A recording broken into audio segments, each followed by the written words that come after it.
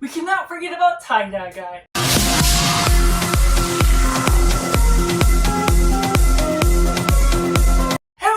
Cinema, where we focus on the film. I'm Josh, this is Simply Cinema. Let me know down in the comments below what you thought of Only Murders in the Building Season 1, keeping it spoiler free for those that have not yet been able to experience it yet. Make sure to like this video if you enjoyed it, subscribe if you haven't already to join in film culture community where we talk about the love of cinema as a whole. But getting right into the synopsis, when three true crime podcast fans get into the heat of the battle, when a murder occurs within the Arconia, their apartment building, they start to figure out the case on their own when the police close it too early and figure out what the murder is all about. Overall, this is a fantastic starter season to this crime mystery murder solving case, which we get introduced to Selena Gomez, Martin Short, and Steve Martin, and their combination and chemistry together is fantastic. Just a generational gap between the two sides, with Selena Gomez as Mabel and what we get out of Charles Hayden Savage and Oliver Putnam in their respective roles. What we get from that is just electric with their chemistry, and then also taking place in the Arconia, this building in New York, and the setting is great. We're mostly close off to the world. There's a few episodes where we go outside of the building, but mostly we stick our guns to where the different rooms are within the Arconia, and it explores this with quite great setting, just how they explore that, and taking all of these different neighbors to all the different other people that are sort of side characters and have their own little quirks and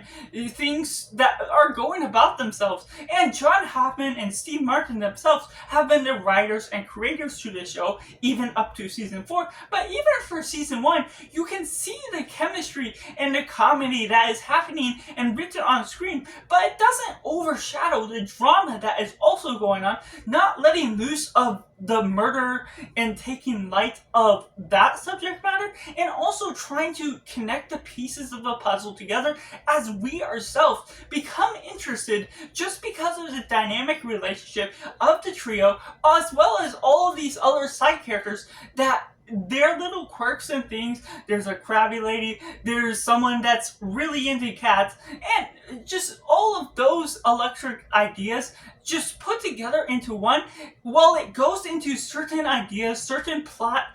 episodes that can be a little bit of a filler episode. It doesn't act like that because we still get more of the chemistry. We get building up the characters on the side as well as within the trio, as the trio has to learn to trust each other within all of this, because they meet each other essentially for the first time, at least getting to know each other personally and working together to also fund this podcast as they actually try and figure out their own little problems of the past, having to connect with one another. And we get the backstories, or at least some of them, within this just enough that you can get to understand and adore the comfort of being able to watch this show, not being able to necessarily figure it out right away, and still being able to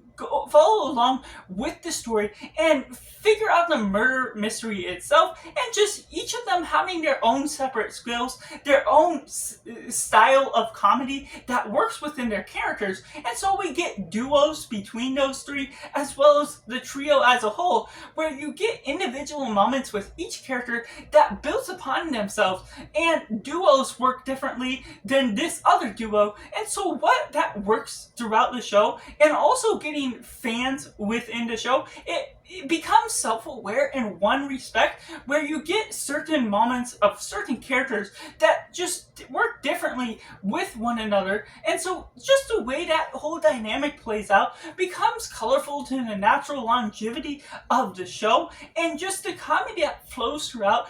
is just something that's smart, and becoming self-aware if something changes or something else happens with the shift of what is going on with the crime, how they have to figure out the mystery and the murder itself, and the connections to the murder that these characters may have. just opens the door to new possibilities as they have to interview new people in the apartment and figuring out who may have caused the murder. And obviously you're expecting that person to be in an apartment, and so it's not really opening the doors to people outside. But that's where the one set location, for the most part, just opens the door to possibilities that work effectively for a starter season with whatever budget it started with. It just works wonderfully with how you balance out the intergenerational relationships that you get built upon this younger lady in her mid 25, and also these older guys in their mid 60s, and then just balancing how their relationships to other family members in their past have worked out, who they are still connected with their family, but also how they are working together as a team, and just having that great dynamic relationship with also how the murder gets solved, and with the killer that I won't spoil it. She's revealed not very early on, but still early on enough where you may get the clues if you're really knowledgeable about certain subjects, certain things that